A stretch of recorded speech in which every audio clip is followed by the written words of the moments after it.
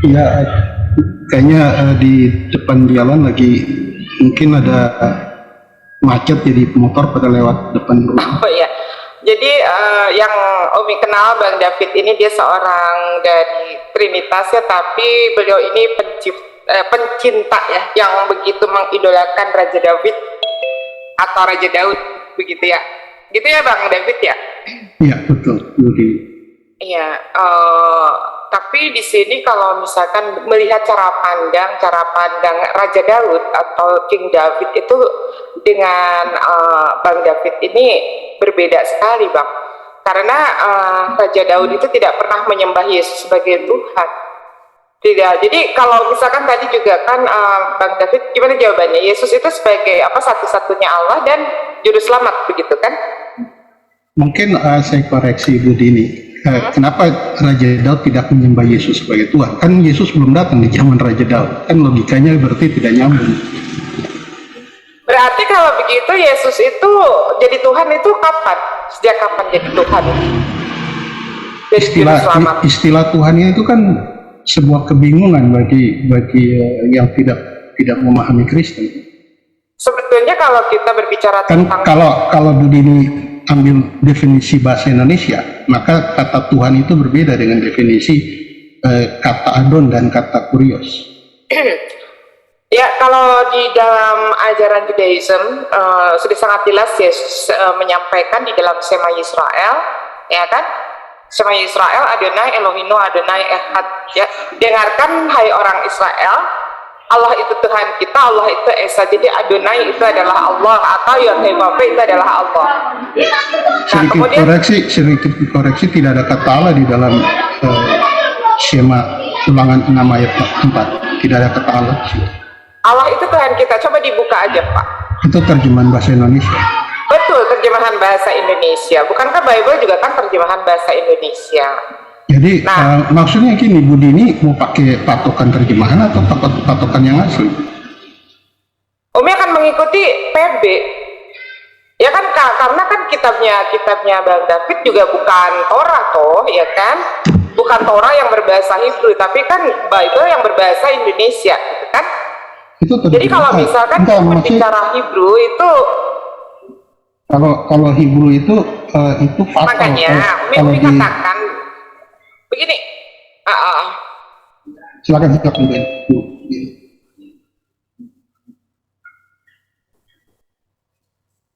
Silakan lanjutkan. Halo? Iya. Cek suaranya. Apa kedengaran suara saya? Suara Umi ada nggak nih? Ada, bagus. Ada. Lancar. Halo? Lancar jaya, Umi. Lancar. Umi. Ini suara Umi ada nggak? Keluar? Ada, lancar. Oh, ada ya. Oke. Jadi kalau di dalam Shema kita menggunakan original teks, isinya kan Shema Israel, Adonai Elohinu Adonai Echad, tapi karena di dalam Bible diterjemahkan oleh LAI menjadi bahasa Indonesia, di sana artinya menjadi dengarlah hai bangsa Israel, Allah itu Tuhan kita, Allah itu Esa.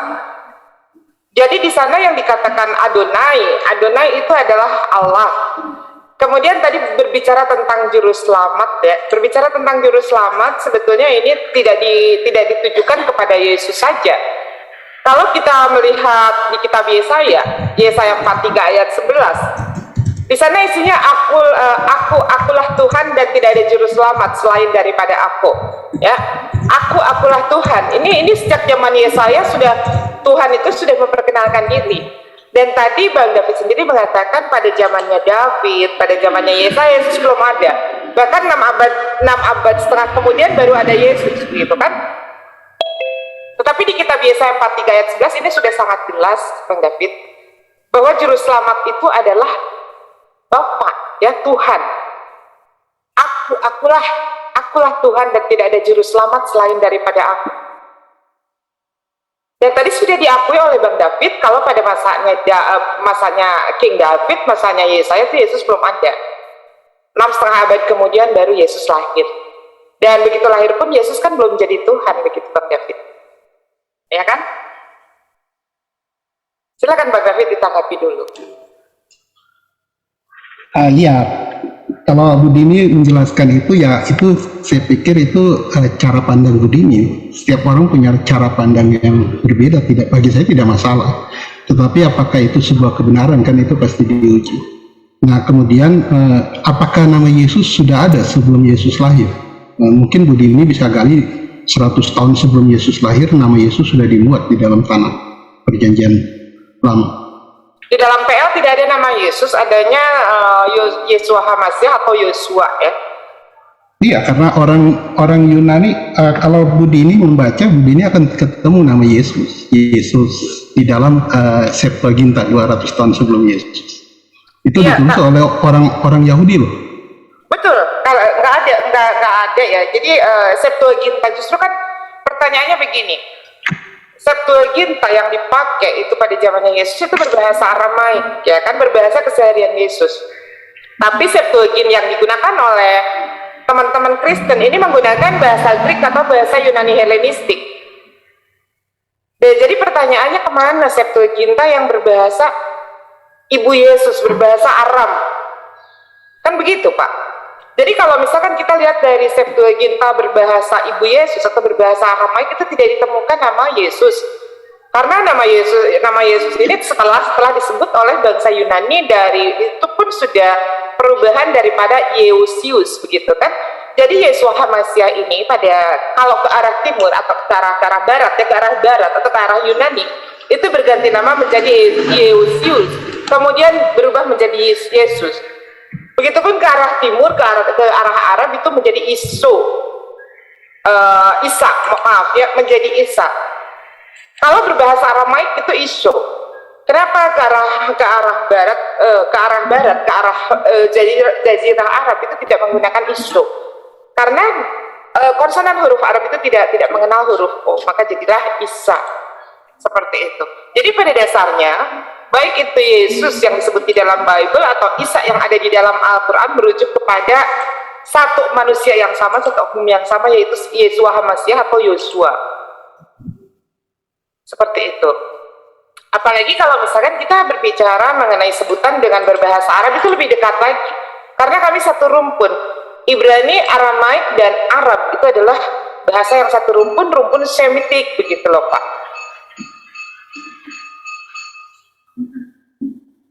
Ya, Jadi Bu Dini, saya kasih link itu, Bu Dini bisa lihat itu adalah Septuaginta.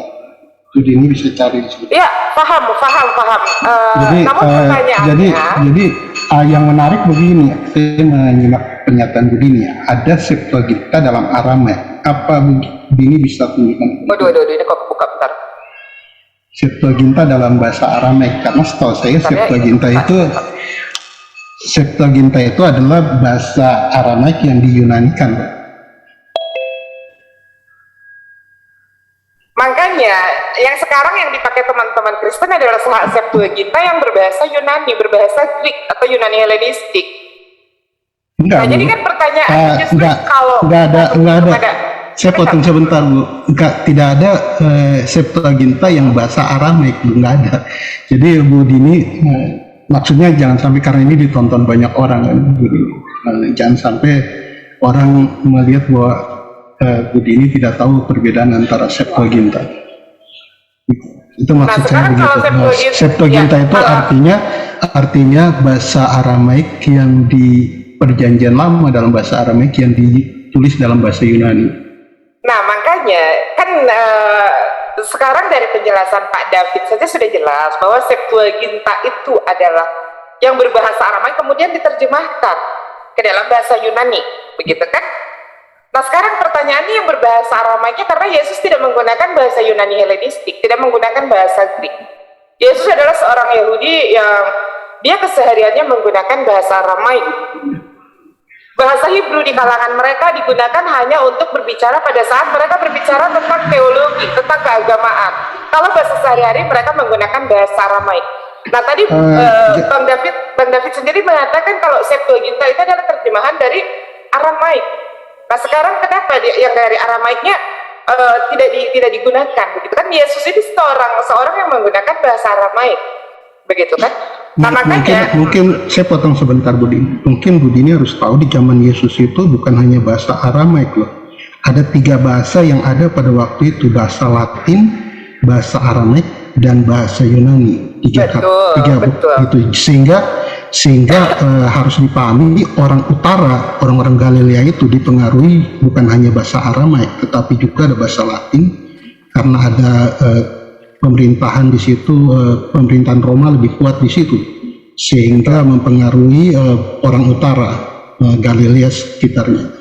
Nah, orang selatan mereka mempertahankan bahasa Aramaik itu. Jadi ada beda antara selatan dan utara, dan Yesus tinggal di utara di daerah Galilea.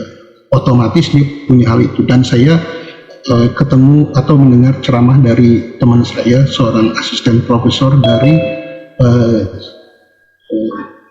Universitas Portland. Dia menjelaskan bahwa zaman Yesus itu, Yesus kemungkinan juga bisa bahasa Yunani karena dia dipengaruhi oleh zaman itu. Jadi tidak mungkin, karena di dalam tulisan-tulisan para rasul, kitab Injil itu mereka mengutip bukan dari Perjanjian Lama tulisan Aramaik, tetapi dari Septuaginta. Jadi bisa dipahami Bu Dini, mungkin Bu Dini dipengaruhi oleh ada orang yang masih mengagumkan Aramaik sehingga lupa bahwa zaman Yesus ada Latin dan juga Yunani. Seperti Betul. Betul sekali. Jadi begini Pak, kita ibaratkan begini. Indonesia pernah dijajah, Yunani Helenistik itu kan Yunani jajahan ya Pak ya. Jadi bahasa Yunani Helenistik itu adalah bahasa Yunani jajahan. Kalau kita flashback, kita pernah dijajah oleh Belanda selama 350 tahun, kemudian oleh Jepang berganti-ganti. Tapi kita tidak mengganti bahasa Indonesia itu, bahasa keseharian itu dengan bahasa mereka, Pak. Dengan bahasa-bahasa penjajah. Apalagi kalau kita berbicara tentang Yesus. Yesus ini memberikan pengajarannya atau menyampaikan apa yang menjadi firman daripada Bapa itu kepada murid-muridnya, itu menggunakan bahasa Aramaik, Pak. Karena mohon maaf sekali lagi, ke-12 murid Yesus itu adalah bukan, sekali lagi mohon maaf, bukan maksud merendahkan, mereka adalah, kami juga imani sebagai Hawariyun. Mereka ini bukan orang-orang yang begitu terpelajar, Pak. Contohnya mereka rata-rata dari kalangan nelayan, seperti itu ya.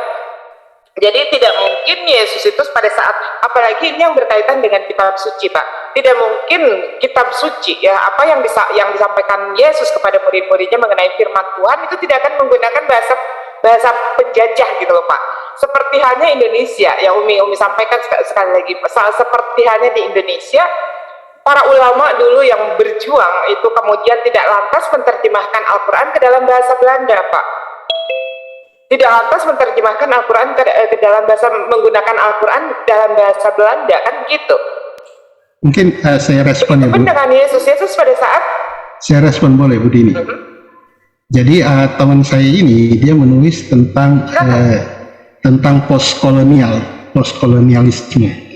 Dia menulis disertasi dia tentang postkolonialisme, dan dia mengatakan bahwa orang-orang yang dijajah itu biasanya mereka menguasai lebih dari satu bahasa ketimbang penjajah. Penjajah itu dia tidak akan mau belajar bahasa orang lain. Nah, dia kasih contoh gini, orang Amerika itu tidak suka belajar bahasa orang lain karena dia merasa dia penjajah. Tetapi lihat mereka-mereka yang dijajah, mereka akan belajar lebih dari satu bahasa. Contoh di dalam bangsa Indonesia, kita kan belajar juga bahasa Belanda, leluhur kita pada waktu itu. Mereka tahu bahasa Belanda. Nah, karena mereka itu yang dijajah bukan hanya Indonesia, di daerah-daerah lain di mana kolonial, biasanya yang dijajah itu biasa mereka akan menguasai lebih dari satu bahasa ketimbang penjajah. Nah, jadi konsep disertasi dia membuktikan bahwa pada waktu itu di tanah Palestina itu kan dijajah bukan hanya oleh Yunani, tetapi juga dijajah oleh Roma dengan bahasa Latin, sehingga mereka yang dijajah itu mereka dipaksa untuk bisa berbicara dalam bahasa penjajah itu. Jadi mereka bisa bahasa Yunani, bisa bahasa Latin, Bu. Jadi itu sesuatu yang telah bukan argumentasi, tetapi itu sebuah penelitian disertasi. Ya, sangat dipahami Pak. Ya, makanya begini Pak. Yang Umi katakan di sini bukan masalah bahasa jajahan itu, bukan Pak. Pada saat itu mereka menguasai, contohnya di Indonesia pada saat itu ya, orang tua saat itu bisa menguasai, mereka menguasai bahasa Belanda, menguasai bahasa Jepang, Umi rasa demikian. Tapi ini berkaitan dengan firman Allah. Ini adalah mengenai apa yang berkaitan dengan firman Bapa kepada Yesus, sehingga Yesus kan mengatakan firman ini telah kusampaikan kepada mereka, begitu kan? Pada saat Yesus menyampaikan firman-Nya kepada murid-muridnya yang notabene mereka adalah sama-sama dari Yahudi yang menggunakan bahasa kesehariannya Aramaik, tidak mungkin Yesus menggunakan bahasa Yunani, tidak mungkin Yesus menggunakan bahasa Latin. Apalagi mohon maaf sekali lagi, murid-murid Yesus itu dari kalangan manusia biasa saja Pak, dari kalangan masyarakat biasa. Jadi bukan dari kalangan masyarakat yang mereka begitu cepat menyerap bahasa Latin, atau mereka kursus dulu bahasa Latin atau bahasa Yunani, bukan. Karena ini adalah penyampaian firman. Makanya di dalam Al-Quran dikatakan, di dalam mohon maaf Ali Imran apa berapa ya, ayat ke-34, kami tidak akan mengutus satu orang rasul pun kecuali dengan menggunakan bahasa kaumnya masing-masing. Jadi pada saat Bapa atau Allah atau Hashem atau Yod-Heh-Vav itu menyampaikan wahyunya atau firmannya kepada Yesus, tentu menggunakan bahasa kaumnya Yesus. Yesus adalah kaum daripada Yahudi, tidak mungkin menggunakan bahasa kaum Yunani, tidak mungkin menggunakan bahasa kaum Romawi Pak. Ya, fungsinya untuk apa? Supaya ini adalah mempermudah bagi Yesus untuk mengajarkan apa yang Bapak perintahkan kepada Yesus kepada para pengikutnya. Nah begitu. Kalaupun tadi berbicara tentang Septuaginta yang ada di dalam PL, Pak David sendiri sudah mengakuinya bahwa itu adalah terjemahan, ya kan? Terjemahan yang dari bahasa Aramaik ke dalam bahasa Latin. Seperti itu Pak.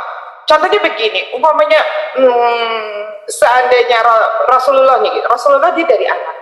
Pada saat Rasulullah menerima wahyu yang pertama, kemudian berbicara kepada para sahabat ini orang Arab. Tidak mungkin Rasulullah menggunakan bahasa Inggris umpamanya. Tidak mungkin Rasulullah menggunakan bahasa Indonesia. Begitupun dengan Yesus.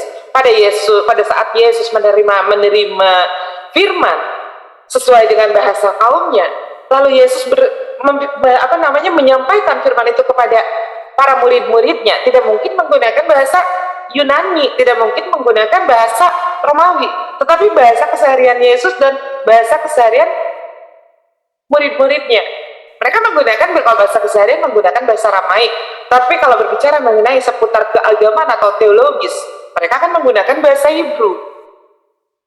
Seperti itu Pak. Jadi kalau misalkan sudah itu berbahasa Yunani atau sudah berbahasa Latin, itu sudah mengalami proses transliterasi seperti itu. Bahkan kalau tidak salah menurut Ibu Irena Handono, dari Aramaik ke Latin ke Yunani itu sebelumnya dia menggunakan ada dulu proses transliterasi ke bahasa Belanda sehingga keluarlah kata gospel. Baru setelah itu diterjemahkan ke bahasa Yunani. Kalau kita lihat PB yang sekarang ngelihat original PB, ya kan, bukan PL nih. Bukan berbicara tentang perjanjian lama, tapi kita berbicara mengenai PB. Kalau PB kan benar, original teksnya berbahasa Yunani Helenistik, berbahasa Greek, berbeda dengan PL. Kalau PL itu original teksnya berbahasa Hebrew. Seperti itu Pak David. Silakan. Ya, maafkan saya kalau Bu Dini memakai referensi seseorang yang bagi saya dia tidak punya kemampuan. Jadi harusnya merujuk kepada orang-orang yang memang dia expert di dalam hal-hal itu. Tidak ada bahasa itu diterjemahkan ke bahasa Belanda dulu baru ke Yunani. Itu namanya penyesatan, Bu. Karena bukti menunjukkan sebenarnya kan bahkan kalau Bu Dini mendalami, Bu Dini akan memahami bahwa bahasa Ibrani yang ditemukan yaitu perjanjian lama Aleppo dan Leningrad itu kan ditulis dalam Hebrew yang modern, sedangkan yang aslinya kan tidak ada. Itu kan ditulis 900 tahun atau 100.000 tahun setelah Yesus kan. Jadi orang Yahudi sebelum itu mereka punya tuh adalah Septuaginta bahasa Yunani, perjanjian lama dalam bahasa Yunani, Bu. Jadi kalau didalami lebih dalam ya pasti. Tapi sih tidak apa-apa kalau Budini mau itu pendapat Budini, pada saya sih menghargai. Sebentar Pak David, perjanjian lama ya PL itu kan 5 kitab Musa Pak, tidak mungkin menggunakan bahasa Yunani Pak. Jadi kalaupun Septuaginta menggunakan bahasa Yunani itu sudah melalui proses translate, begitu loh. Apakah ada dokumen kan tidak ada dokumen bahasa Ibrani atau Aramaik yang ditulis tahun 200, bahkan tahun sebelum Yesus, 200 tahun sebelum Yesus sampai zaman Yesus itu kan tidak ada tulisan dokumennya. Dokumen yang kita perjanjian lama yang disebut Hebrew itu kan baru ditemukan ya paling yang Aleppo, kemudian Leningrad 900 tahun 900 atau tahun 1000. Kemudian ditulis oleh orang-orang Masoret kan, untuk menambahkan vokal di situ. Sebelum itu kan tidak ada dalam tulisan. Maksudnya begini. Maksudnya menggunakan bahasa apalah ya, mungkin menurut mungkin saya penekanan gini, penekanan saya bahwa sebelum modern Hebrew tahun 900 Masehi itu kan ada namanya Paleo Hebrew, dan itu tidak ditemukan dalam anaknya Ibrani,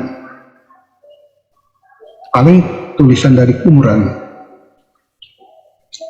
Itu ya. begini. Jadi ya, Whatever dengan menggunakan bahasa apa ya, yang setahu Umi ini kalau Allah itu sudah tidak akan mengutus satu orang rasul pun kecuali dengan menggunakan bahasa kaumnya. Jadi pada saat Musa, pada saat Allah menurunkan wahyu yang pertama kepada Nabi Musa di Gunung Sinai berupa the Ten Commandment, itu menggunakan bahasa kaumnya Nabi Musa. Pada saat Allah menurunkan firman-Nya kepada Nabi Isa alaihissalam atau kepada Yosua atau kepada Yesua Hamasyah, pasti menggunakan bahasa kaum Yesua Hamasyah. Tidak lantas menggunakan bahasa yang lain seperti itu Pak. Itu keimanan kami ya. Jadi ini oke lah, kita kesampingkan masalah penggunaan bahasa. Nah tadi kembali lagi cara pandang kita terhadap Yesus ya. Kalau kita baca di dalam PL, Pak, tidak ada satupun yang membahas bahwa Yesus itu adalah Tuhan gitu Pak. Karena Yesus jadi Tuhan itu adanya di dalam PB. Di dalam PB kalau tidak salah pertama kali disebut itu di dalam 1 Korintus pasal 7 ayat ke-6, pasal 8 ayat ke-6. Ya. Ini yang nulis Paulus. Bahwa kita punya satu Allah saja yang berasal dari segalanya kita berasal, dan hanya satu Tuhan, yaitu Kristus Yesus yang untuk Dia kita hidup. Jadi Yesus untuk pertama kali disebut itu di dalam PB. Karena di dalam 5 kitab Musa, apalagi di dalam Torah, gitu kan, tidak ada yang membahas bahwa Yesus ini adalah Tuhan. Kemudian datang lagi klaim yang kemudian mengatakan nubuatan untuk Yesus itu ada di Yesaya, ada di Yeremia. Bahkan terkadang diborong semua. Kalau Uti Watimena berbicara katanya semua PB itu adalah PL itu adalah nubuatan untuk Yesus, tidak ada. Sebetulnya tidak ada di sana Yesus dibahas sebagai Tuhan, begitu kan? Bahkan di dalam PB sendiri kalau misalkan teman-teman Kristen mau mengupas bahwa Yesus itu tidak ada di sana disebut Tuhan, Pak. Karena di dalam Yohanes 13 ayat 13 Yesus disebut sebagai Tuhan itu hanya di TB, Pak. Di terjemahan lama, di versi yang lain, Clean Care, di versi ND, di versi KSI, di versi King James Version, semua tidak ada Yesus disebut Tuhan, tapi guru, rabi, junjungan, guru, rabi, junjungan, guru, rabi, junjungan. Hanya keluar di versi yang TB, terjemahan baru. Boleh di cross check. Jadi boro-boro kita ke zamannya Musa, ke zamannya Yesaya, Yeremia yang berbicara tentang Yesus adalah Tuhan. Toh di dalam Bible sendiri Yesus disebut sebagai Tuhan itu kita lihat di Yohanes 13 ayat 13 versi paralel itu munculnya di terjemahan baru. Bahkan kalau kita lihat nih Pak ya, Umi udah bilang ini alhamdulillah Umi dapat kiriman Injil kuno Pak, ini ya. Ini Injil kuno terjemahan original teks tahun 1611 Pak. Kemudian dia direvisi, sebentar melihat. Dia direvisi di tahun 1881 sampai dengan 1885, kemudian direvisi lagi di tahun 1901, direvisi lagi terakhir 1952. Ya, di sini dikatakan Yesus ini adalah teacher and Lord. Jadi tidak dikatakan God. Seperti itu loh. Bahkan kalau Umi lihat hanya di dalam Bible berbahasa Indonesia saja Yesus dikatakan Tuhan. Kalau kita lihat versi berbahasa Inggris, Yesus dikatakan Lord. Lord dengan God itu jelas berbeda, Pak. Tuhan. Tuhan ini adalah disematkan kepada orang yang dihormati, orang yang disegani. Sementara Tuhan disematkan kepada Sang Pencipta langit dan bumi. Seperti itu. Jadi ini sangat jauh berbeda antara Tuhan. Nah, ini kadang-kadang Umi mau bertanya nih sama Pak David, ya. Ada standarisasi begini nih di dalam kekristenan, entah siapa yang ngajarin. Dilihat dari kalau merujuk kepada Allah itu atau kepada Bapa itu Tuhan dengan huruf kapital semua. Kalau Yesus huruf kapital depan dan terakhirnya yang ke belakangnya adalah kecil. Tapi ada kalau ilah-ilah lain, contohnya berhala itu ditulis pakai Tuhan huruf kecil semua. Nah ini nggak tahu siapa yang menciptakan standarisasi ini. Silakan Pak David.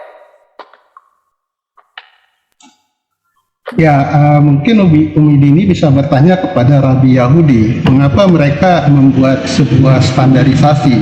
Kalau untuk Tuhan, mereka untuk YHWH mereka pakai Elohim, tetapi mereka juga pakai Elohim untuk dewa-dewa. Itu ada di dalam Perjanjian Lama. Silahkan tanya kepada para rabi, karena mereka melakukan hal itu pertama, Bu Dini. Jadi sebuah hal yang lucu bahwa Elohim dipakai untuk nama YHWH, yaitu Adonai Elohim, tetapi juga dipakai ketika bicara tentang dewa-dewa. Itu kan menarik, Bu Dini. Jadi pendalaman harus ke situ. Kalau yang setahu Mik ini Bang David ya, YHWH atau bangsa Yahudi ini sangat mensakralkan ya, tapi yang jelas bukan YHWH ya, sangat mensakralkan nama penciptanya disebut dengan sembarangan seperti apa yang tercatat di dalam The Ten Commandments. Dilarang menyebutkan nama sesembahan dengan sembarangan. Mereka masih menggunakan kata YHWH, mereka masih menggunakan kata Elohim, ya kan? Benar kata kalau Elohim itu tidak merujuk hanya kepada Sang Pencipta saja. Bahkan malaikat bisa disebut Elohim. Bahkan raja-raja bisa disebut Elohim. Orang-orang yang dihormati itu bisa dikatakan Elohim. Tapi karena mereka adalah memiliki satu nama sebutan untuk Hashim atau untuk YHWH, yang ini tidak boleh disebutkan dengan cara sembarangan. Bukan yang pakai huruf tetragrammaton yang Umi maksudkan ya, karena mungkin meskipun Pak David seorang pencinta Israeli, tapi di sini Umi jamin Pak David tidak akan tahu nama yang disakralkan yang tidak boleh disebutkan itu apa. Yang pasti bukan 4 huruf tetragrammaton. Kalau 4 huruf tetragrammaton ini mereka masih menyebutkan. Tapi ada satu nama sebutan untuk Sang Pencipta bagi mereka atau untuk Hashim, yang ini adalah tabu sekali untuk mereka sampaikan dimanapun, begitu, hanya mereka yang tahu. Tapi alhamdulillah Umi tahu ya, alhamdulillah Umi tahu karena Umi diberitahukan oleh seorang ada lah ya, begitu. Jadi bukan itu. Kalau Elohim betul, apalagi kalau misalkan sekarang coba Umi ini tanyakan kepada Yahudi, kenapa Yahudi memberikan nama Elohim? Memang betul Elohim itu tidak hanya ditujukan kepada Hashim. Hashim bisa dikatakan Elohim, bisa. Lalu raja bisa dikatakan Elohim, bisa.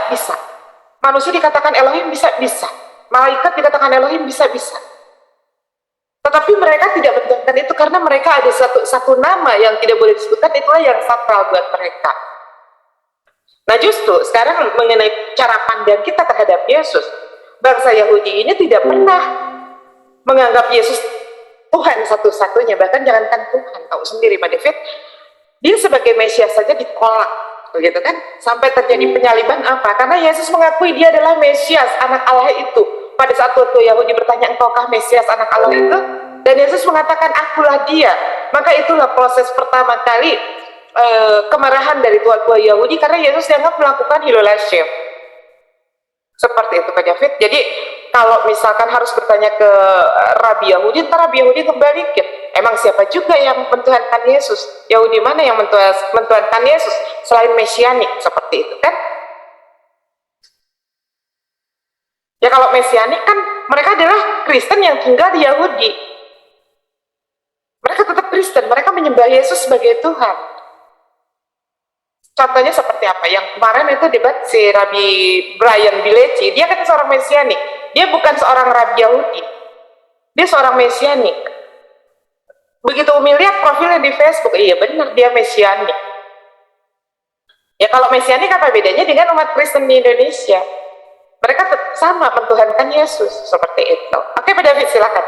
Ya mungkin Umi ini harus bertanya kepada Eli Roy Nitskorsing, salah satu pakar orang Yahudi asli yang benar-benar mendalami tentang mesianik. Nah itu, dia adalah guru dari Ibu Rita Wahyu. Jadi dia seorang pakar loh. Dia memang memiliki kepakaran di dalam bahasa-bahasa ancient kuno, khususnya Ibrani dan Arab. Jadi ya bukan kemudian mengatakan hal itu. Dan kalau bicara Yahudi kan sekarang ini harus ini harus tahu ada 3 kelompok Yahudi: Yahudi Ortodoks yang masih mengharapkan Mesias, Yahudi Mesianik yang mengatakan Yesus adalah Mesias, dan Yahudi liberal yang nggak mau tahu mau Mesias atau enggak, yang penting dia hidup baik. Nah itu 3 kelompok ini yang ada di Israel. Jadi kalau bicara Yahudi yang mana, harus tidak generalisir semua Yahudi, karena ada 3 kelompok Yahudi yang ada di Israel. Tapi yang pasti saya melihat Ibu ini merujuk kepada Yahudi Ortodoks. Iya betul, karena gini loh Pak. Selama ini juga Umi komunikasi dia dengan ketua komunitas Yahudi Indonesia, mungkin Raff Yakub Baruk. Jadi Umi juga komunikasi dengan mereka, banyak ngobrol dengan beliau. Nah seperti itu. Jadi kalau misalkan Yahudi Mesianik, ya itu Umi tadi bilang, apa bedanya dengan umat Kristen yang ada di Indonesia? Karena dia di samping dia mengakui Yesus sebagai Mesias, dia juga mentuhankan Yesus kok, ya kan? Mereka tidak hanya menganggap Yesus sebagai Mesias, tapi mereka juga menganggap Yesus, menyembah Yesus sebagai Tuhan, begitu loh. Ini untuk Mesianik ya. Kalau Umi mungkin memang lebih condong ke Ortodok, karena justru Ortodoklah yang memang contohnya ya, Yesus juga termasuk dari golongan Yahudi Ortodok, begitu kan? Bukan dari Mesianik, bukan dari yang lain, seperti itu. Oke, kita balik lagi ke ini, kerucutkan lagi tentang pandangan Yesus. Biar kita bisa menggunakan dalil loh Pak David ya. Oke, tadi menurut Bang David ya, kalau Yesus itu adalah Tuhan, ya, satu-satunya Tuhan dan Juru Selamat, dan satu-satunya Juru Selamat. Nah, ini berdasarkan ayat apa sih sehingga Bang David bisa mengambil pernyataan seperti itu, bahwa Yesus itu satu-satunya Allah dan satu-satunya Juru Selamat? Silakan Bang David.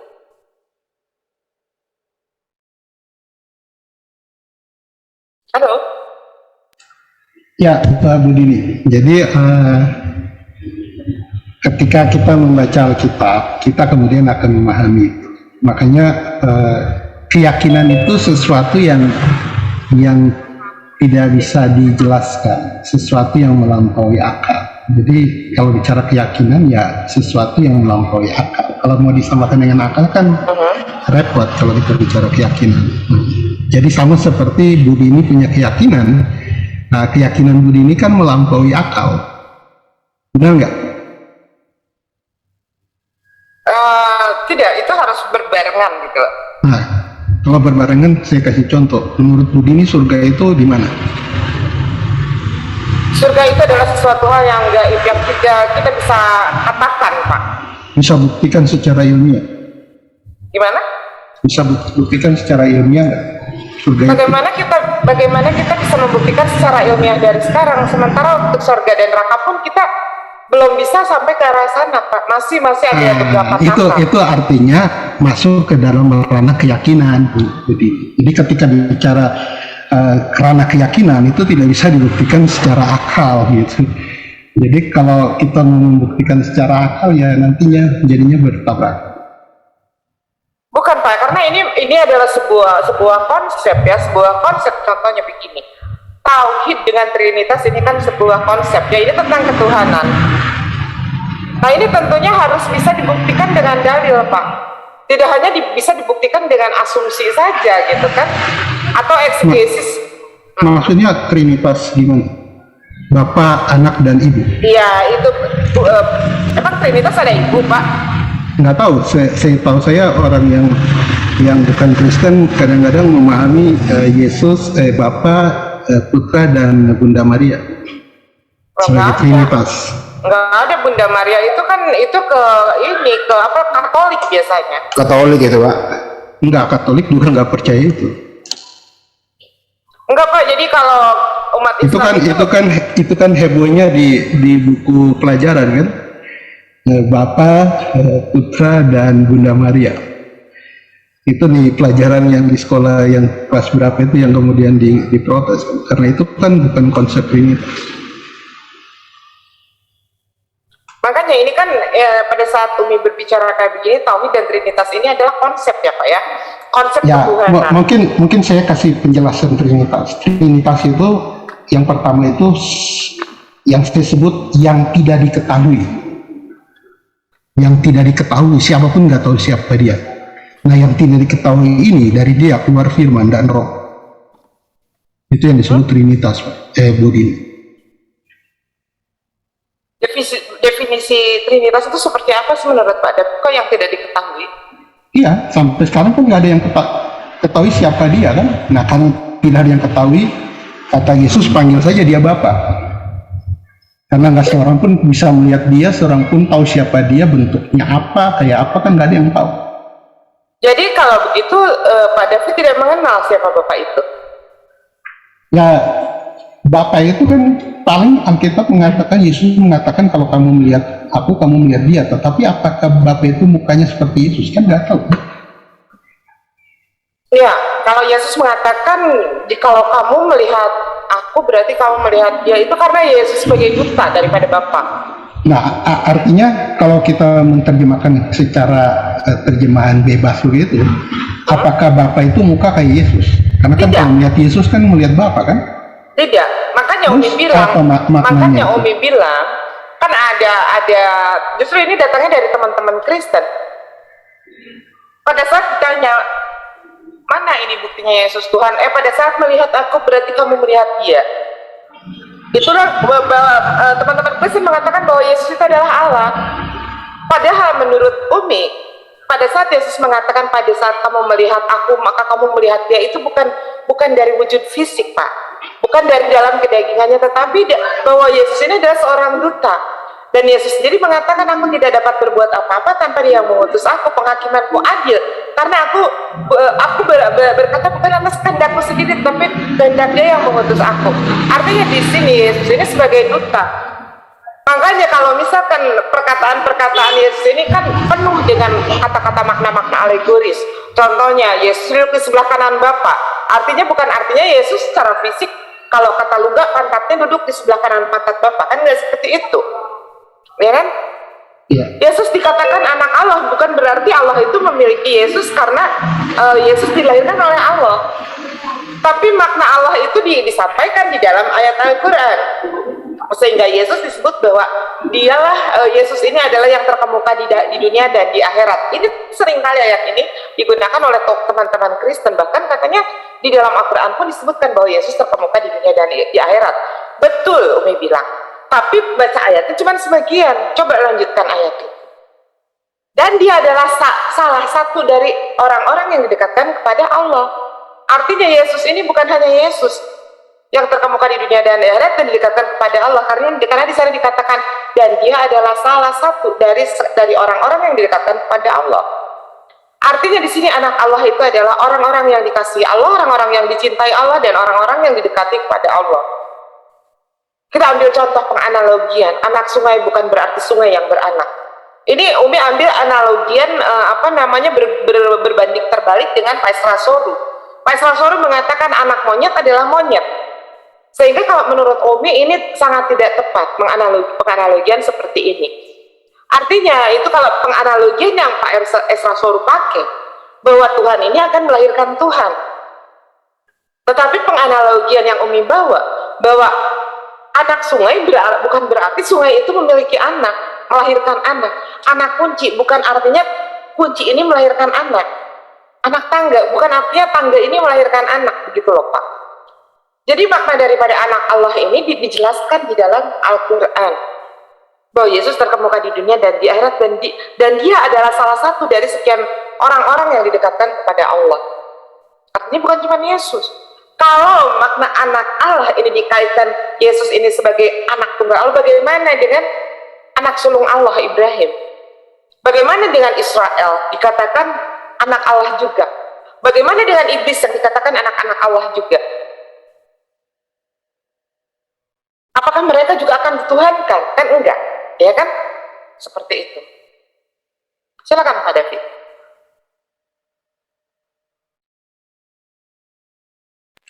Ya Bu Dini, maaf saya matiin karena motor suka lewat jadi agak berisik. Enggak apa-apa. Nah, apa yang Bu Dini bilang kan menurut cara pandang Bu Dini, dari konsep Bu Dini memahami Al-Quran dan mengkomparasikannya dengan Alkitab. Jadi bagi saya ya itu sebuah teologi yang Bu Dini sedang bangun. Teologi itu apa? Teologi itu adalah sebuah pemahaman tentang ilahi berdasarkan ayat-ayat yang disusun menjadi sebuah konsep. Jadi apa yang Bu Dini maksudkan itu adalah sebuah teologi yang Bu Dini bangun. Nah, mungkin kita berbeda teologi, tapi karena itu kan masing-masing kan membangun teologi. Nah, teologi itu harus didasarkan kepada keyakinan. Nah, keyakinan kita berbeda sehingga tidak akan bisa ketemu Bu Dini. Nah, Bu Dini memandang Alkitab dengan cara pandang Al-Quran, yaitu cara Bu Dini membangun teologi. Nah, saya memandang Alkitab dengan cara saya sendiri, dan itu akan pasti berbeda. Sehingga ketika mau menjelaskan Yesus Kristus adalah Tuhan dan satu-satunya juru selamat, nah kalau dikomparasikan akan menjadi sebuah yang bertabrakan, dan namanya kemudian kita tidak paham. Bang David, dari tadi Umi berbicara bukan dari sudut pandang saya sendiri, tapi saya ambil dari ayat-ayat dalam Bible, ya kan? Saya tidak menafsirkan di sini, saya tidak memberikan sudut pandang, tapi saya membacakan ayat-ayat yang ada di dalam Bible. Ya, contohnya tadi pada saat Umi mengatakan, aku tidak dapat berbuat apa-apa tanpa Dia yang mengutus aku, artinya Yesus yang mengakui dirinya utusan. Penghakimanku adil karena aku tidak berkata-kata atas kehendakku sendiri, tapi kehendak Dia yang mengutus aku. Berarti Yesus utusan. Firman-Mu telah aku sampaikan sehingga mereka mengerti bahwa aku yang telah Kau utus. Artinya Yesus utusan. Jadi ini adalah apa yang Umi sampaikan, bukan cara pandang aku, Pak. Tapi inilah yang ada tertulis di dalam kitabnya teman-teman Kristen. Ya kan? Lalu ini kalau misalkan justru yang selalu mengkait-kaitkan ini dari teman-teman mungkin saya respon sebentar, Bu Dini. Saya respon sebentar. Menurut Bu Dini kalau begitu, yang mengutus itu siapa? Mengutus Yesus itu siapa? Yang mengutus Yesus itu adalah Tuhannya Yesus. Bukan Allah. Ya Allah. Memangnya Yesus mentuhankan siapa lagi? Kan Yesus mengatakan di dalam Sema Israel. Sema Israel Adonai Elohim Adonai Ehad. Dengarlah hai bangsa Israel, Allah itu Tuhan kita, Allah itu Esa. Kenapa Yesus tidak memperkenalkan Allah itu? Allah yang diperkenalkan di dalam oleh Nabi Muhammad. Yesus mengatakan di dalam Yohanes 17 ayat 3, inilah jalan, inilah hidup yang kekal itu, bahwa engkau mengenal satu-satunya Allah yang benar dan mengenal Yesus Kristus yang telah engkau utus. Yesus banyak di dalam Bible memperkenalkan Allahnya. Yohanes 17 ayat 3 itu Allah yang dia maksud itu dia panggil dengan nama Bapa. Apakah Allah itu kemudian mengatakan Allah itu Bapa juga? Maaf Pak, Bapak ayat 1 kan ayat 1 ya, loh. Ayat Bapak itu kan dalam terjemahan LAI Pak. Kan dalam original teks, baik dalam original teks Greek ya, bahasa Yunani Helenistik atau bahasa Hebrew atau bahasa Aramaik tidak menggunakan kata Bapak. Bapak itu adalah terjemahan LAI. Ada lihat aja di dalam Bible Hub ada kok. 17 ayat 1. Apa itu? Silakan dalam baca. Yohanes 17 ayat 1.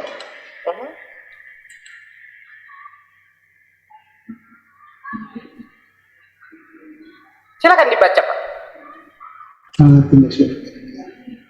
Pak David, kalau Yesus mengatakan di dalam Sema sendiri, Yesus mengatakan dengarlah hai bangsa Israel, Allah itu Tuhan kita, Allah itu Esa. Lalu Allah Nah, yang mana lagi? saya baca ya 17 ayat 1 ya. Boleh.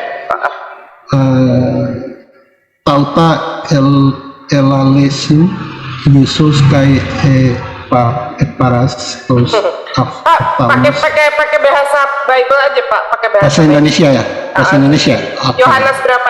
Yohanes 17 ayat berapa? Nah, Yohanes 17 ayat 1 ya. Demikianlah kata Yesus, lalu ia menghadap ke langit dan berkata, Bapa, telah tiba saatnya, permuliakan anakmu, supaya anakmu mempermuliakan engkau, sama seperti engkau telah memberikan kepadanya kuasa atas segala yang hidup. Demikian pula ia akan memberikan hidup yang kekal kepada semua yang telah engkau berikan kepadanya. Inilah hidup yang kekal itu, bahwa engkau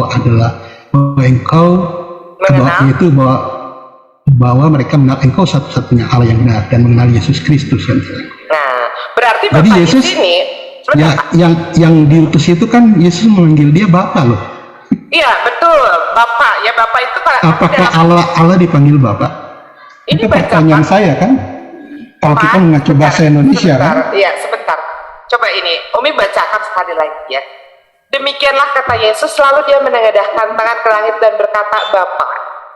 Telah tiba, ini Yesus lagi berdoa kepada Bapa ya.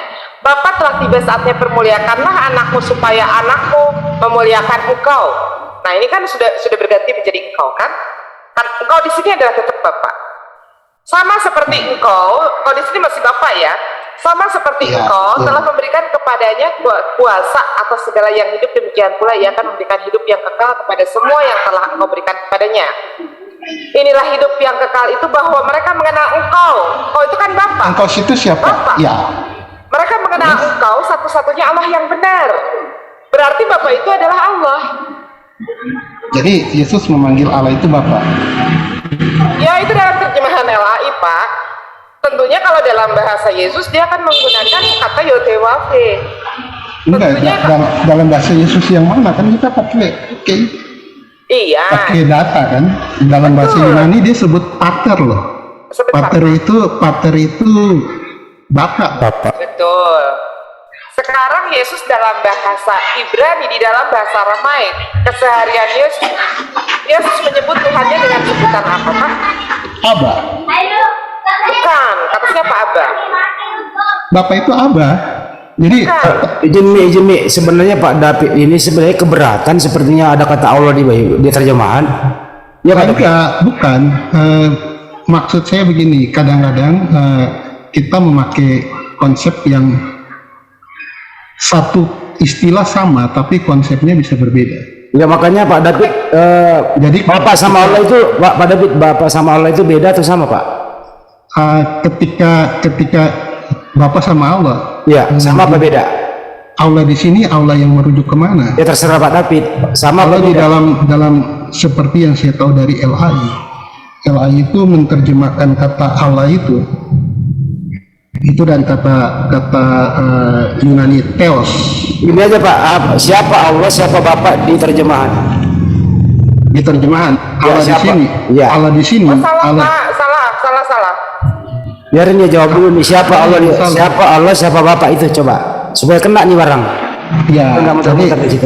jadi ketika ini yang saya sering menemukan Pak Bang Hendi dan Budi, ketika teman-teman Muslim memakai Yohanes 17 ayat 3 untuk membuktikan bahwa Yesus menyebut Allah yang dirujuk oleh Nabi Muhammad, padahal Yesus tidak mengenal Allah itu. Yesus tidak mengenal Allah yang itu yang dirujuk di dalam Tadi kalau jadi menurut, yang dimaksud di situ adalah terjemahan dari kata Theos. kenapa bisa menerjemahkan kata Theos sementara Allah itu adalah bahasa dari Al-Quran? Makanya kenapa sekarang LAI kan udah lama menggunakan kata Allah. Bu Dini, mungkin Bu Dini pernah dengar kasus di Malaysia, di mana orang-orang Malaysia menggugat orang Kristen dengan menggunakan kata Allah, dan kasus itu dipatahkan oleh salah satu rahib Koptik. Itu sudah digunakan oleh orang Kristen Arab. Oh bukan Pak, salah Pak. Capek. Pak, sebentar ya, saya kasih tahu Pak. Kristen Ya, Arab itu sebentar Pak David, saya mau benerin dulu ya biar nggak salah. Kristen, silakan dibuka di dalam Peshitta. Jadi Kristen Arab itu bukan Allah, penulisannya bukan gitu, tapi Allah, Pak. Allah. Allah itu kan bahasa, bukan bahasa Arab, Bu. Allah itu kan bahasa Syria, Assyria. Iya. Nah sekarang kalau Kristen itu apa? Kristen kuno itu Kan yang Kristen Arab sendiri, Kristen Syria sendiri, Kristen Koptik sendiri. Jadi kita bisa bedakan. Ini aja. kayak agak kecil, coba dibesarkan lagi. Sebentar.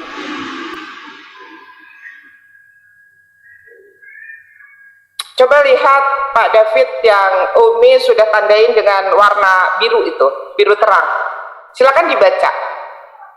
Itu yang di atas berbahasa Hebrew, yang bawah berbahasa Arab. Yang di atas itu bacanya apa tuh? Itu Yod He Vav He. Itu ada tanda baca loh. Iya itu Yod He Vav He, Pak.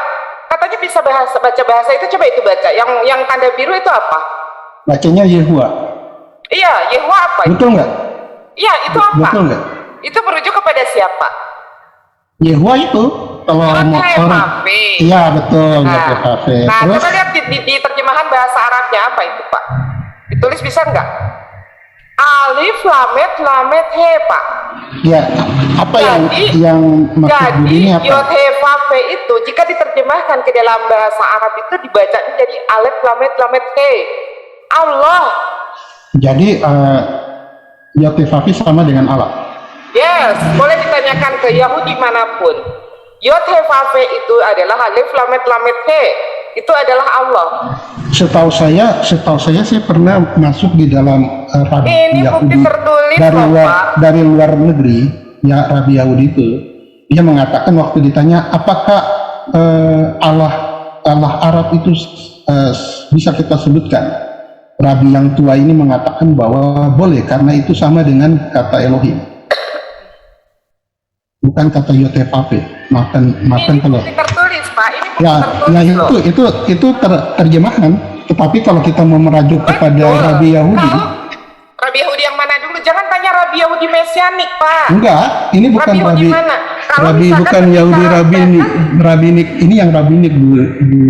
Bahkan kalau Umi mau Bapak tunjukkan dari Rabi Tovia Singer sendiri mengatakan kalau Yod He Vav He itu adalah Allah.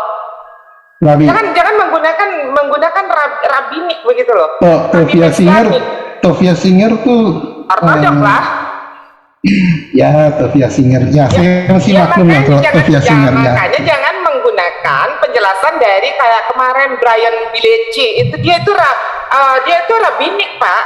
Saya tidak menunjuk kepada. Jadi sebenarnya tuh dia mau dibawa kemana sih? Ini cuman gini doang, izin Enggak, 2 menit gini, aja. Sebenarnya ini Pak David, saya tangkap begini, yang saya tangkap Pak David izin dulu Pak David. Oh ya silakan. Pak David kan belum jawab, dipotong lagi kan? Tadi udah mau tinggal 5 detik, dipotong nggak selesai.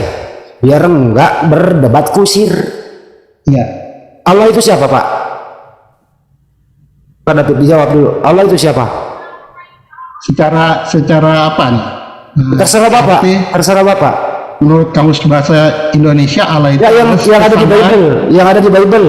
Yang di Bible Allah itu adalah pencipta langit dan bumi. Oke, si Bapak siapa? Bapak itu Yesus menunjuk kepada Yod He Vav He. Siapa itu ya Pak Bebe? Yod He Vav He itu satu-satunya Allah yang disembah oleh orang Israel. Tidak ada yang Berarti lain. Makanya berarti, dia Pak, mengatakan. sebentar, Pak, udah jelas. Jadi Jadi saya jelasin dulu. Jadi, Yod He Vav He itu satu-satunya disembah oleh Allah Israel, Oke. orang Ini ada Israel berapa? di dalam Shema Israel, Ulangan pasal 6 ayat 4. Artinya orang Israel tidak Betul, Pak, mendewakan. saya tinggal waktunya lagi, Allah. begini lagi lanjut Pak. Saya cuma bentaran doang mau meluruskan biar nggak muter. Artinya Bapak itu yang disembah oleh orang Israel, betul ya Pak ya? Ya, Betul. Allah itu adalah sang pencipta alam semesta, betul? ya. Betul. Apakah Allah dan Bapak sama atau beda? Katanya berbeda. Berbeda. Ya udah jelas. Artinya Allah yang pencipta alam semesta ini adalah bukan sembahan orang Israel. Nah sekarang orang Kristen menyembah yang mana? Bapak atau Allah? Allah yang mana? Kok bukan Ya disembah Bapak orang yang Israel? disembah orang Kristen itu sesuai Bible. Bapak atau Allah sesuai keterangan Allah tadi. Berarti Bang Handi tidak memahami kata kata yang diterjemahkan dalam bahasa Indonesia Allah di dalam Yohanes pasal 17 itu kata itu adalah kata yang dipakai Elohim di dalam Ya, wakil lah Pak. Terakhir dari saya. dan dia bukan bicara Allah Arab loh. Ya, terakhir dari saya Pak. Yang disembah orang Kristen siapa? Ini semua orang Kristen. Ya. Itu yang diperkenalkan itu. Siapa namanya? Di dalam perjanjian baru, yang perjanjian lama kan dia memperkenalkan diri sebagai Yotevate. Berarti bukan Yesus ya? Dalam perjanjian baru Yesus. Oke, jadi yang disembah oleh orang Kristen dari Yotevate berubah menjadi Yesus, betul? Ya, karena Yotevate itu kan tidak ada yang tahu siapa dia. Baik, apakah Yesus dan Bapa adalah sama atau beda? Beda. Berarti teman Kristen menyembah Yesus tidak menyembah Tuhannya orang Israel, yaitu Bapa. Tuh. Oke, betul ya? Bapak kan tadi sembahannya orang Israel, Pak. Ya, makanya yang tadi saya bilang Bang Hendy terjebak di dalam istilah Bapak. Masa terjebak, orang saya nanya kok? Ya, terjebak dalam istilah Bapak kan? Ya, Bapak yang pakai istilah siapa? Kan Anda bingung kan? Bingung antara itu, makanya saya bilang yang tidak diketahui itu karena nggak ada yang ketahui dia, maka Yesus menyederhanakan, panggil saja dia Bapak. Siapa Bapak, itu dia? Apa Bapak, dia itu kan nggak ada yang tahu siapa dia, Bang Hendy. Iya Pak David. Allah tadi itu kan pencipta alam semesta yang maha kuasa. Bapak itu sembahan orang Israel. Yang disembah orang Kristen Yesus. Pertanyaan, Yesus Bapak dan Allah ini sama atau beda? Yesus Bapak, Allah sama atau beda? Ini kalimat penjebak nih. Apa Yesus Bapak? Yesus Bapak, Allah sama atau beda? Yesus bukan Bapak. Ya berarti berbeda semua di ketiga-tiganya. Nah, kan tadi saya jelaskan. Oke. Menurut orang Kristen, Pak. Dari yang pertama saya jelaskan. Ya udah dijelaskan, Pak. Saya udah jawab. Udah dijelas. Bapak, Yesus, Allah itu beda. Sekarang, menurut orang tidak diketahui Firman dan Roh itu. Ya udah, saya nggak pakai itu, Pak. Yang Firman itu turun jadi Yesus. Nah, yang tidak diketahui kan bukan Firman kan? Ya udah, Bapak, Yesus, Allah itu berbeda. Sekarang orang Kristen percaya yang menciptakan alam semesta siapa, Pak? Yang menciptakan alam semesta adalah yang diperkenalkan oleh Yesus. Siapa itu? Yesus memperkenalkan dia karena tidak ada seorang pun yang tahu siapa dia. Yesus bilang panggil saja dia Bapak. Yang menciptakan alam semesta oleh orang Kristen terakhir, Pak? Ya. Siapa? Itu yang tidak diketahui itu. Oke, baik. Udah paham jelas di sini. Enggak, Bang Hendy paham enggak? Saya nggak paham, Bapak nggak ketahui kok jawabannya.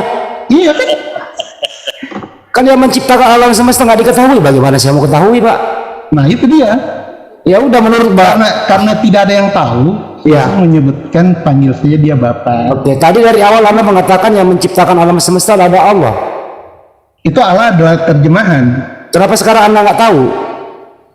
Di mana sih, Bang Hendy? Saya juga dari Anda mengatakan Allah itu pencipta alam semesta. Giliran saya tanya orang Kristen, pengetahuannya tentang yang menciptakan alam semesta nggak diketahui. Yang mana ini, Pak? Yang benar? Artinya Bang Hendy tidak menguasai etimologi. Orang saya bertanya kok, saya nggak berpendapat. Nah, saya kan kasih tahu. Ambil alih definisi Allah.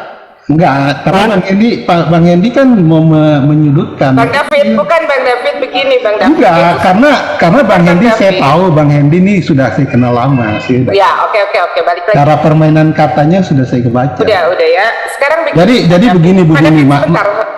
Saya potong sebentar begini.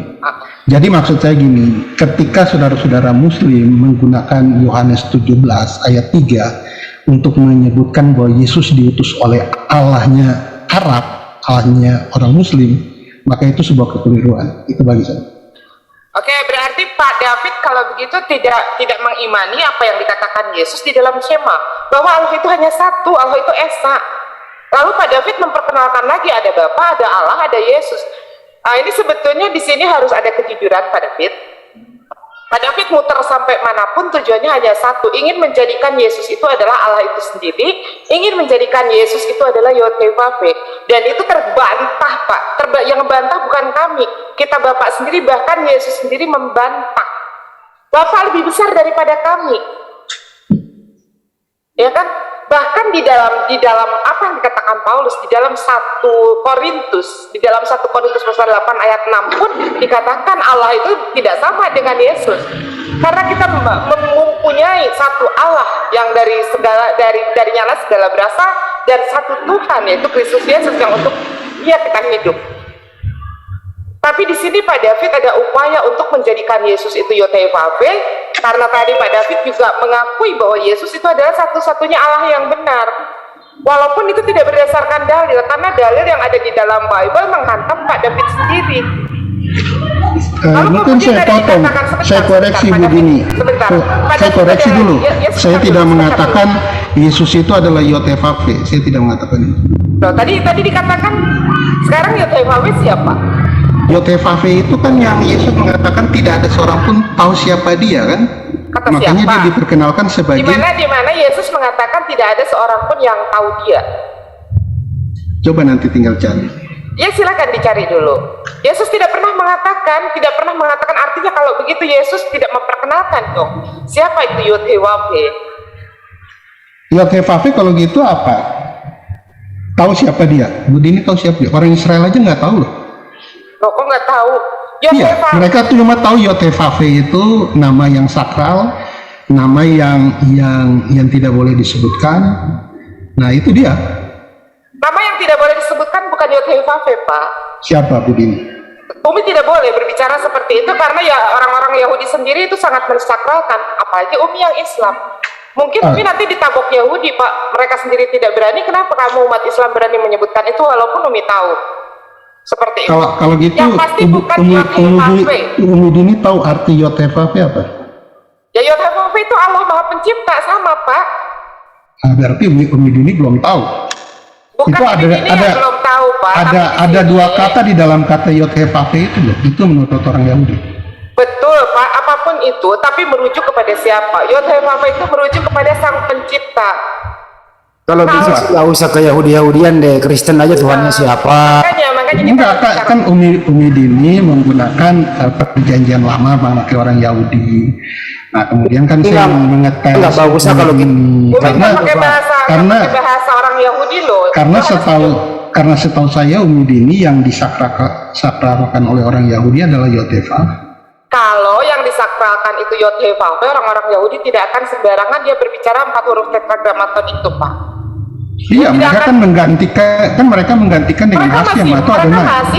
Mereka masih mengatakan Yotevave, Pak. Ya, jadi setahu saya nggak ada. Masih. Nggak ada, mereka masih mengatakan Yotevave. Jadi seperti itu, Pak. Karena Umi sudah katakan, Umi sendiri tahu, tapi Umi sendiri mungkin Valen yang mengatakan itu. Bukan Pak, bukan ya. Atau Isa. Bukan. Usah melebar lah kemana-mana. Ya, Pak. Udah balik lagi aja. Ini pandangan Yesus, Pak. Pandangan Yesus. Ya kita jangan ke Yotevave. Karena tadi Umi berbicara Yohanes 17 ayat 3 menunjukkan bahwa Yesus mengatakan, inilah hidup yang kekal itu bahwa engkau mengenal satu-satunya Allah yang benar dan mengenal Yesus Kristus yang telah engkau utus. Dan Allah yang benar itu sudah Yesus jelaskan di dalam Sema Israel. Dengarlah bangsa Israel, Allah itu Tuhan kita. Allah itu Esa. Ditanya aja Umi ditanya aja Pak David, siapa Allah yang benar di situ gitu loh. Ya, dari tadi kan Umi udah tanya, tapi jawabannya ke Yotevave lagi. Nah, kayaknya keberatan dengan nama Allah, bahkan di sana dikatakan Allah di sana bukan Allah Arab katanya begitu, tapi Allah di sana Yotevave. Kenapa jadi ke Allah yang disembah oleh Yahudi? Tapi kenapa? Enggak, begini Bu Dini, karena Bu Dini kan pakai bahasa Indonesia, jadi di situ kata Allah di situ. Nah, disitulah Bu Dini, Bang Hendy terjebak di dalam istilah Allah. Bukan masalah terjebak, Pak David. Yesus sendiri sudah mengatakan di dalam kitabnya Pak David bahwa Allah itu Esa. Esa itu tidak ada yang lain. Kalau begitu begini Bu Dini, kalau begitu saya menerima apa yang Bu Dini maksudkan aja. Menurut Bu Dini ya begitu, ya sudah, itu teologinya Bu Dini. Ya kan, supaya kita tidak berdebat tidak ujung, kita diskusi jadi nggak ada titiknya, karena Bu Dini saya bisa membaca pikiran Bu Dini. Bu Dini ingin menunjukkan bahwa Yohanes 17 ayat 3 itu merujuk kepada apa yang disebutkan oleh Nabi Muhammad, Allah itu yang benar itu. Sedangkan Bu Dini tadi kemudian dulu kalau Umi lagi bicara jangan dulu dipotong sehingga tidak sampai. Dari Ya. tadi Umi tidak mengatakan dirujuk oleh Nabi Muhammad, tidak. Justru Umi berbicara Allah di sini yang dikatakan oleh Yesus, oleh Yesus di dalam Sema Israel. Tidak, Umi tidak bawa-bawa nama Nabi Muhammad loh. Ya, maksudnya apa? Maksudnya Pak David, sebentar dulu. Aduh, jangan Sema Israel menyebutkan ada kata Allah juga kan dalam terjemahan Alkitab bahasa Indonesia. Betul, Pak. Dengerin dulu, makanya tolong jangan dipotong. Kalau di sana Yesus mengatakan di dalam Sema Israel, Allah itu adalah Esa. Lalu Pak David, kenapa harus menciptakan Allah-Allah yang lain? Ada Allah Arab, ada Allah Yahudi. Yesus sendiri mengatakan bahwa Allah itu Esa. Kenapa Pak David yang Esa Tuhan? Bentar, Bro Admin, yang Esa itu Tuhan. Sebentar, nanti lari lagi yang Tuhan itu Yesus. Yesus Esa, begitu kan? Sebentar. Bukan di Ulangan 64 itu yang Esa Tuhan. Saya bacaannya, berarti- dengarlah hai orang Israel, Tuhan itu Allah kita, Tuhan itu Esa. Ya, berarti Tuhan dengan Allah itu sama, dan pada dasarnya memang Tuhan dan Allah itu sama. Allah itu berbahasa Arab, Tuhan itu berbahasa Indonesia, karena tidak ada kata Tuhan di dalam bahasa Ibrani, di dalam bahasa Yunani, di dalam bahasa Romawi. Tuhan itu adalah bahasa Indonesia, bahasanya terjemahannya LAI, ya kan? Di mana LAI menerjemahkan Hashem, di mana LAI menerjemahkan Allah, di mana LAI menerjemahkan Theos itu menjadi Tuhan. Bu ini saya potong sebentar ya. Menurut Kamus Besar Bahasa Indonesia, Allah adalah nama Tuhan dalam bahasa Arab. Betul. Nah, alam semesta yang Allah yang Maha Kuasa yang Betul. dikenal oleh orang yang beriman. Betul. Nah, itu definisi bahasa Indonesia kan Allah itu. Tetapi Betul, makanya LAI memakai kata Allah itu, LAI memakai kata Allah itu dengan bukan definisi seperti itu. Dia merujuk kepada kata Theos atau Berarti LAI melanggar Apa KBBI. bedanya, Masya Allah, apa bedanya? Makanya Umi tadi sudah katakan dengan mengatakan Theos- Allah itu pencipta langit dan bumi. Cuma Betul. sampai di situ dia tidak menggunakan kata Tuhan dalam bahasa Arab gitu. Makanya dengerin dulu, bisa nggak Pak David? Lama-lama jengkel juga kalau nggak bicara. Nggak, maaf, Jangan maaf. dipotong dong. Maaf Bu Dini. Ya, jangan dipotong, capek loh. Iya, maaf. Enggak, Ya, saya cuma memberikan penjelasan supaya jangan keliru memahami. Makanya Itu saja. barusan Pak David Ya, silakan. membaca, menurut Kamus Besar Bahasa Indonesia, Allah itu adalah Tuhan. Ya kan? Makanya Allah itu dalam bahasa Indonesia, Tuhan itu dalam bahasa Indonesia. Di dalam bahasa Arab disebut Allah. Di dalam bahasa orang-orang Yahudi mereka menyebutnya dengan kata Yod He Vav He. Di dalam bahasa Yunani mereka menyebutnya adalah Theos. Ini hanya sekedar terjemahan, tetapi merujuk kepada satu yang sama, yaitu Sang Pencipta. Begitu loh, bukan merujuk kepada Yesus. Karena di dalam kitab Bapak sendiri, Yesus itu berasal dari firman-Nya Theos. Yesus itu berasal dari firman-Nya Yod He Vav He. Yesus itu berasal dari firman-Nya Allah. Kemudian yang menjadi manusia Yesus. Seperti itu loh. Jadi Yesus di sini bukan Allah. Yesus ini berasal dari firman-Nya Allah. Yesus ini berasal dari firman-Nya Yod He Vav He. Yesus ini berasal dari firman-Nya Theos. Begitu loh. Ini hanya penyebutan. Allah dari bahasa Arab, Yod He Vav He dari bahasa Ibrani, kemudian Theos dari bahasa Yunani, dan Tuhan dari bahasa Indonesia. Semuanya sama, Pak, karena ini adalah Esa. Bukan ini Allah Arab beda lagi, ini Allah Yahudi beda lagi, ini Allahnya Yunani beda lagi. Wong Yesus sendiri mengatakan Allah itu Esa kok. Kenapa tiba-tiba kayaknya benci banget kepada Allah, dikatakan Allah Arab? Kenapa benci sekali dengan Arab? Sehingga Allah yang satu ini untuk Arab beda, Allah yang lain. Padahal ini hanya merujuk pada satu contohnya, Yeshua HaMashiach. Yeshua HaMashiach orang Arab menyebutnya Isa. Orang Yunani sana menyebutnya Yesus, kemudian berganti menjadi Yesus. Padahal baik Yesus ataupun Isa dua-duanya merujuk kepada Yeshua HaMashiach atau Yosua. Begitu loh. Ini apa sih sebetulnya? Teman-teman Kristen ini upaya muter-muter ini hanya untuk menjadikan Yesus sebagai Tuhan, satu-satunya Allah yang benar.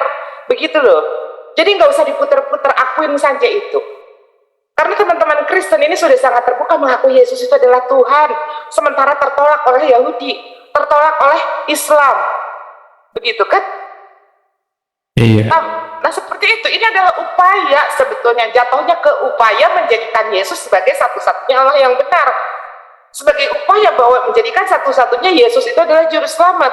Padahal tadi katakan, di dalam Yesaya 14 ayat 3, yang dikatakan juru selamat adalah Allah, bukan Yesus.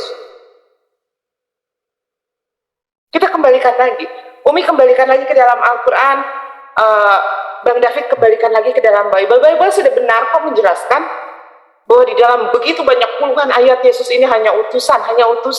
Yesus sendiri yang mengakui bahwa Bapa lebih besar daripada aku. Yesus sendiri yang mengatakan, firman-Mu telah kusampaikan. Artinya Yesus ini adalah duta yang menyampaikan firman-Nya Bapa. Jadi ini sebetulnya blunder. Penjelasan dari teman-teman Kristen blunder, muter sana muter sini, padahal tujuannya satu, hanya untuk menjadikan Yesus sebagai Tuhan yang harus disembah. Hanya upaya teman-teman Kristen menjadikan Yesus satu-satunya Allah yang benar. Padahal Yesus menolak semua itu, Pak. Ya kan? Bible itu sudah sangat simpel, Pak. Anwar Chan sudah ngebantu menerjemahkan. Sehingga kita tidak perlu lagi susah-susah untuk menerjemahkan original teks seperti Al-Quran. Al-Quran original teks. Pada saat kita membaca Al-Quran harus didampingi dengan yang namanya tafsir, supaya kita tidak salah mengerti. Tingkat kesulitannya jauh dibandingkan dengan Bible. Al-Quran pada saat kita menarik helaan nafas, yang harusnya 2 harokat kemudian 3 harokat, itu sudah salah arti. Pada saat kita membaca harokat itu atau nikut kalau di dalam bahasa, di dalam Hebrew, itu sudah salah arti. Tingkat kesulitan Al-Quran jauh lebih tinggi dibanding dengan Bible. Bible udah dibantu. Ada LAI ngebantu untuk menerjemahkan. Sehingga sudah sangat jelas, terang benderang. Ayatnya sudah sangat jelas. Kenapa teman-teman Kristen berupaya lagi menafsirkan sendiri gitu loh? Silakan Pak David. Ya, terima kasih untuk penjelasannya Bu Dini. Jadi ya sebenarnya Bu Dini, maaf ya, keliru menyamakan Yotefape dengan Theos. Yotefape itu nggak ada diterjemahkan Theos. Yotefape itu dia diterjemahkan Adonai. Yang Theos itu adalah terjemahan dari Elohim. Elohim itu adalah kata jamak dari kata El. Nah, kalau Bu Dini bisa ada buku yang bisa menjelaskan itu. Saya sebentar Pak David, lebih baik kita tidak dari kata il, dari kata il itu yang kemudian muncul kata ya. Jadi kan maksudnya Bu Dini saya mengerti, saya paham. Bukan Pak David, lebih baik kita tidak membahas bahasa ya. Nanti itu kayaknya ada forum khusus yang membahas bahasa atau penyebutan Pak. Tapi kita ke esensinya aja, bahwa kita ini sedang membahas pandangan kita terhadap Yesus itu siapa sih? Itu aja Pak. Jangan lari ke bahasa. Nanti kalau bahasa harus dengan ahlinya. Kita ambillah ahli bahasa Hebrew ada nanti dari teman Muslim, ada Su'aib, ada Morereski, ada Indra Mose. Karena Umi tidak mempelajari khusus di sana. Karena tema kita pada malam hari ini bukan untuk membahas bahasa, bukan untuk membahas gramatikal, tapi untuk membahas masalah pandangan kita terhadap Yesus itu bagaimana gitu loh Pak. Sebenarnya kalau membahas pandangan Yesus itu sudah jelas, nggak perlu didebatkan lagi. Yesus itu menurut saudara-saudara Muslim hanya utusan, bukan Tuhan. Selesai kan? Yes. Sedangkan menurut Kristen, Yesus itu dia memang diutus oleh Bapa. Ya, makanya dia menyebutkan dirinya itu kan kata apostelos atau apostelia itu dalam bahasa Yunani itu kata itu tidak disebutkan hanya untuk sembarangan orang, hanya disebutkan untuk Yesus dan kemudian 12 rasul. Jadi kalau itu berarti pada menyamakan kedudukan antara Yesus dengan apostol. Maaf. Itu kan kata apostel kan cuma dia diutus, dikirim. Ya saya utus kamu nih. Gitu. Nah berarti Pak David tidak paham ya kalau tidak paham gimana sih? Pak, harus dibedakan. Yang namanya rasul itu adalah utusan daripada Allah, sedangkan apostel itu adalah utusan dari raja, Pak. Bukan utusan daripada Allah. Apostolos atau apostel. Berarti baca aja Bu Dini terjemahan dari kata apostelia. Nah, mungkin baca, kalau saya kasih referensi buku yang ditulis oleh Thayer atau di Fine, nah Bu Dini bisa tahu di situ. Itu penjelasan tentang apostolia. Makanya Jadi kenapa kalau mau sebenarnya kan simpelnya begini. Simpelnya saudara-saudara Muslim menolak Yesus adalah Tuhan hanya sebagai utusan. Itu didasarkan atas kitab suci Al-Quran yang mengatakan hal itu. Nah itu sah dan itu keyakinan Kristen juga mendasari di dalam Alkitab. Nah, Pada bukan jadi Muslim, pada izin, bukan Muslim yang menolak Yesus Tuhan, tapi Yesus sendiri berkata, "Aku bukan Tuhan." di mana tuh? hanya utusan, Pak? Di mana tuh? Di mana ditunjukkan dulu Yesus berkata aku bukan Tuhan. Pak David tadi Umi, kalau Pak David menyimak, Umi menyebutkan beberapa ayat yang Karena menyatakan begini, Yesus adalah tunggu, Bang Hendi gini, Bu Umi, kan Bu Umi membaca Alkitab dengan cara pandang Bu Umi, bukan cara pandang orang Kristen, makanya di situ terjadi benturan. begini loh, Pak Nah, David. benturannya artinya Pak David. Bu Umi begini loh. Bu Umi berpikir, Bu Umi baca Alkitab, terus Bu Umi sudah mengerti firman Tuhan dan kemudian menjelaskan ke orang Kristen Oke, bahwa sekarang ini yang begini, benar Pak loh David, seperti tolong ini. jelasin. Nah, makanya tunggu, saya kan Bu Umi tadi saya kasih kesempatan ngomong agak banyak loh Bu Umi. Iya kan? Bu Umi ngomong tadi kan saya diam. Coba Pak David jelasin Yohanes 17 ayat 3. Maksudnya di sana Yesus mengatakan utusan itu apa? Silakan. Bumi mesti membaca Injil Yohanes secara keseluruhan. Secara keseluruhan baru memahami. Yohanes kan mengutip dari awal, dia menyebutkan Yesus itu kan adalah dari yang sebelum dia jadi manusia, dia kan adalah firman. Firman itu kemudian turun jadi manusia, mengambil rupa daging. Nah, tujuan dari Yohanes menulis itu adalah untuk menyatakan Yesus adalah Mesias anak Allah di dalam Yohanes pasal 20 ayat 31. Nah, Mesias Artinya kan? Mesias anak Allah itu siapa Mesias? Mesias apa, Pak? Mesias itu adalah seseorang yang ditunggu oleh bangsa Israel untuk membebaskan. Arti daripada Mesias apa, Pak? Mesias adalah seseorang yang diurapi. Yes, Mesias adalah seseorang yang diurapi. Terus? Apakah mungkin seorang Tuhan bisa diurapi gitu? Seorang Tuhan, Tuhan diurapi, siapa yang mengurapi Enggak. Tuhan? Maksudnya definisi Tuhan apa sih Bu Bumi? Tuhan itu kan sebenarnya kata kurios, artinya tuan, majikan atau pemilik itu. Beda Bapak. Sekarang Loh, coba Bu Pak. Dini menjelaskan arti kata kurios itu apa? Pak, gini Pak, Bapak mengatakan Tuhan. Enggak, kurios itu apa dulu Bu Dini supaya kita jangan terjebak di dalam istilah Kurios Tuhan itu adalah utusan sama Pak. Mesias Kurios, juga sama. kurios kok utusan sih? Nah, Jangan. Pak dengerin Pak, sebentar Pak. Kalau Bapak mengatakan Yesus itu Mesias, Bapak sendiri sudah menolak ketuhanan Yesus. Karena Bukan. Mesias itu bukanlah Tuhan, Pak. Gimana sih Bapak ini? Pak, Istilah Tuhan itu kan akhirnya kan terjebak kan begini, terjebak di dalam istilah Tuhan. Kata kurios itu kan sendiri apa? Maksudnya kata kurios itu sendiri apa loh? Istilah asing, kita menggunakan bahasa Enggak. Indonesia. Ketika saya membaca kata Tuhan di dalam, terjebak dengan kata Tuhan, makanya tadi ketika saya membaca silakan Alkitab, buka di Yohanes 13 ketika saya membaca, Kata Tuhan itu hanya ada di TB, Pak. ketika saya membaca Alkitab terjemahan Indonesia, Bu, Sebelumnya itu nggak ada Tuhan, Pak. kasih kesempatan saya dulu dong, Bu Dini. Ya, Iya, Bu Dini, masalahnya, saya Pak, ngomong Bu Dini Pada motong David terus. mengatakan Umi yang terjebak dalam kata Tuhan, padahal sebenarnya Iya, terjebak karena- dalam kata Tuhan itu Pak David.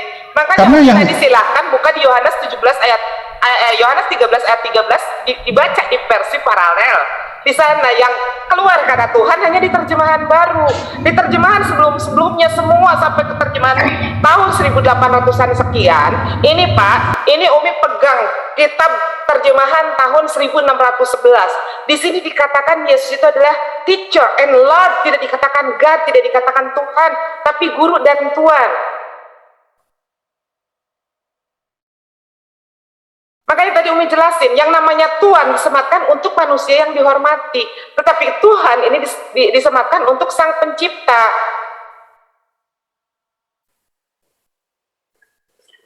Gitu loh. Makanya Umi bilang ini adalah upaya untuk menjadikan Yesus sebagai Tuhan. Sementara sudah terbantah di dalam Bible sendiri gitu Pak. Di dalam semua ayat yang ditulis oleh Yohanes mau dari siapapun, Yesus mengatakan utusan. Aku tidak dapat berbuat apa-apa tanpa Dia yang mengutus aku. Artinya Yesus diutus. Kalau yang namanya diutus itu adalah utusan, bukan yang mengutus, tidak sama, Pak. Oke, silakan, Pak. Jangan dibalik-balikin ya, Pak. Jangan dipotong ya Bu, supaya enak diskusinya. Gantian saya ya. Oke. Bumi mengutip terjemahan King James 1611. Bahasa Inggrisnya Lord. Lord itu artinya Tuhan. Tuhan. Kemudian jangan dipotong dong Bu. Kemudian kata itu ada yang dipakai kalau luar besar, berarti itu artinya sesuatu yang lebih besar, menuju kepada ilahi. Dan luar kecil itu kepada yang biasa. Tunggu Bu Dini. Tetapi kata kurios itu dia hanya mengartikan kurios itu tuan, majikan, kepemilikan.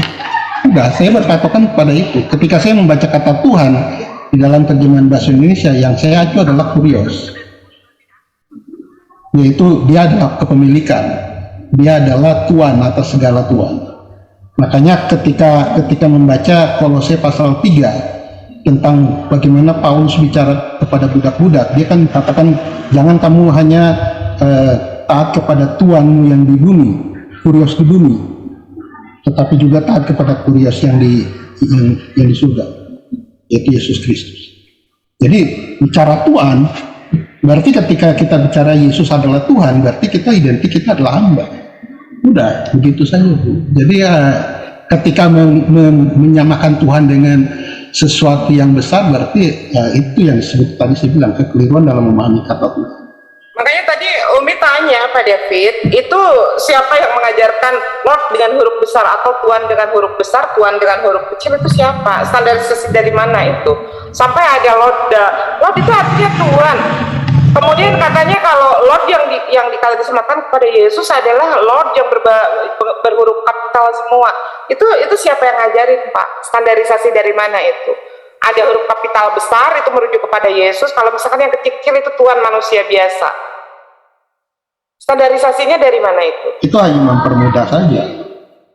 Mempermudah orang membaca. Apakah Lord? Jadi terjemahan itu kan sebenarnya mempermudah orang membaca. Makanya kan bahasa Alkitab itu diterjemahkan bukan hanya dalam bahasa Indonesia, dalam bahasa daerah pun diterjemahkan. Itu mempermudah. Apakah Lord kalau misalkan Umi menulis dengan huruf besar semua, dengan Lord yang Umi tulis dengan huruf kecil semua akan mengubah arti, Pak? Artinya kan tetap Tuhan. Enggak mengubah arti, artinya kan cuma Tuhan. Ya Tuhan, bukan Tuhan. Cuma kalau dalam bahasa Indonesia aja kan, dalam bahasa Indonesia kemudian diterjemahkan membedakan antara Tuhan dan Tuhan kan? Nah makanya kenapa Umi tadi bilang, Pak, coba Bapak buka Yohanes 13 ayat 13 versi paralel, Pak. Apakah di kitab dari mulai King James Version sampai dengan terjemahan lama itu dia bunyinya Tuhan? Tidak, Pak. Rabi, guru, junjungan, rabi, guru, junjungan, rabi, guru, junjungan, Pak. Ini Tuhan ini ada di TB, cuman di TB tok gitu loh, Pak. Di terjemahan baru. Junjungan artinya apa tuh? Karena Tuhan. itu kan, ya itu sama kan? Kurios kan artinya bisa majikan, Tuhan, junjungan sama. Iya betul, tapi tidak lantas jadi Tuhan. Kalau Tuhan itu disematkan kepada Sang Pencipta, Pak. Apakah mau? Tuhan itu artinya apa sih? Makanya saya juga sedang memahami konsep Budi ini tentang Tuhan itu, sehingga akhirnya kayak putar-putar gitu. Bukan, tadi kan Pak David pintar tuh buka KBBI. Coba sekarang buka KBBI. Yang namanya Tuhan itu apa, Pak? Apakah dia Tuhan? Apakah dia disematkan kepada manusia? Nah, misalkan gini, Tuhan, apakah di dalam Kamus Besar Bahasa Indonesia Tuhan itu adalah manusia yang disegani, dihormati? Bukan, Pak. Tuhan itu merujuk kepada Sang Pencipta. Silakan dibuka. Saya cari Bumi, silakan mau ngobrol apa dulu. Oke. Barusan Umi udah dengar ya Umi ini Anda tahu kan 6 tadi ini? Ya bisa diluruskan, yang ke-6 tadi diluruskan. Oke ya, jadi yang 6 tadi, Yesus bisa membangkitkan Lazarus. Pada saat Yesus akan membangkitkan Lazarus, Yesus berdoa kepada Tuhan. Pada saat Yesus akan mengubah air menjadi anggur, Yesus berdoa kepada Tuhan. Pada saat Yesus akan menyembuhkan orang-orang sakit itu, Yesus berdoa kepada Tuhan. Itu adalah mukjizat, Pak. Jadi mukjizat ini bukan tanda, sebetulnya mukjizat ini adalah kuasa ilahi yang diberikan kepada mereka yang diutus menjadi duta, menjadi utusannya. Itu adalah mukjizat. Kalau Bapak menyebutkan mukjizat-mukjizat itu bagaimana? Kenapa Bapak tidak mentuhankan Nabi Musa alaihissalam? Yang dengan hebatnya Nabi Musa bisa membelah lautan menjadi jalan terbentang di atas lautan sehingga menyelamatkan pasukannya dari kejaran tentara Firaun. Kenapa Bapak tidak mentuhankan Nabi Musa yang bisa mengubah benda mati menjadi benda hidup, kemudian diubah lagi menjadi benda mati, tongkat menjadi ular, kemudian menjadi tongkat kembali? Kenapa Bapak tidak mentuhankan Nabi Muhammad yang memiliki mukjizat bisa membelah bulan? Nabi Muhammad juga bisa mengobati orang sakit. Kenapa tidak dituhankan? Itu adalah mukjizat, Pak. Artinya yang Bang David barusan sampaikan itu adalah mukjizat, Pak. Ya teman-teman kan berpatokan kepada LAI, ya silakan pakai LAI. Bukan kami yang berpatokan, Pak. Ya tadi kan Bang Hendi baca di LAI. Bible kan LAI, Pak. Gimana sih? Enggak, bukan hanya LAI loh. Malah kita yang disalahin. Justru yang pakai LAI itu teman-teman Kristen. Loh, bukan hanya LAI loh, kamu 6 ayat 4. Umi mau bawa pada Ulangan 6 ayat 4. Bang Kemudian David. ya, iya silakan. Umi tadi nih mentok ya, bukan mentok nih, potong waktu berbicara tentang Lazarus. Katanya Yesus membagikan Lazarus di hari keempat. Apakah pada Bang David ini baca nggak di Yohanes tentang Lazarus ini, Yohanes 11 ya, Yohanes 11 ayat 41 dan 42. Di sana Yesus menengadah ke langit, dia berterima kasih pada Bapa Surgawi karena mendengar doa-doanya. Artinya Yesus pada saat akan membangkitkan Lazarus berdoa juga kepada Bapaknya. Bukan sesuai dengan apa yang tadi dikatakan. Aku tidak dapat berbuat apa-apa, kata Yesus. Maka Mengapa Yesus berdoa, Budi? Kenapa? Di pasal itu kenapa Yesus berdoa?